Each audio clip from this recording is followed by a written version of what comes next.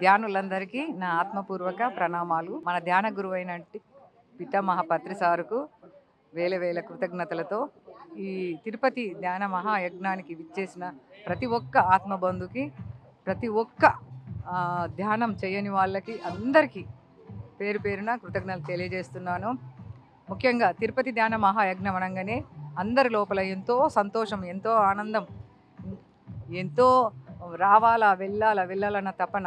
వచ్చేసాము, చాలా బాగుంది ఇక్కడ. అసలు ముఖ్యంగా ప్రతి ఒక్కరికి కావాల్సింది ఫస్ట్ భోజనం, వసతి తర్వాత భోజనం. ముఖ్యంగా కడుపు నిండింది అనుకో, హాయిగా కూర్చొని ధ్యానం చేస్తుంది.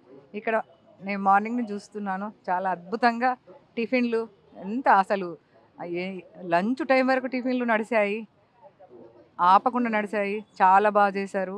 వేడివేడిగా ఉగ్గాని బజ్జీ, అది అయిపోతున్న వెంటనే గ్యాప్ ఇవ్వకుండా వెంటనే వేడి వేడి గ్రీన్ కలర్ ఉప్మా వేశారండి. నేను లేట్గా టిఫిన్ చేశాను, నేను అనుకున్న చల్లబడిపోయింది, తినను అనుకున్నా. కానీ నాకు వచ్చేసరికి అది ఏందో ఏమో పత్తేసారి మహిమ కావచ్చు, వేడి వేడిగా పల్లెల్లో నాకు ఉప్మా వడ్డం చేశారు. చాలా అద్భుతంగా ఉంది. ఆ వేడి వేడి ఉప్మాలో మిరపకాయ బజ్జీ అద్దుకుంటూ తింటే మహా అద్భుతంగా ఉంది. చాలామందికి భోజనానికి ఇక్కడ ఇన్వైట్ చేసి ఆ వేడి వేడి ఉప్మాని తిని, ఇప్పుడు మధ్యాహ్న భోజనం కూడా చాలా అద్భుతంగా ఉంది. రసం అయితే రియల్గా రసమే, చెప్పరాదు దాని గురించి. నేను అనుకున్న దాన్ని రసంతో లాగించేశాను.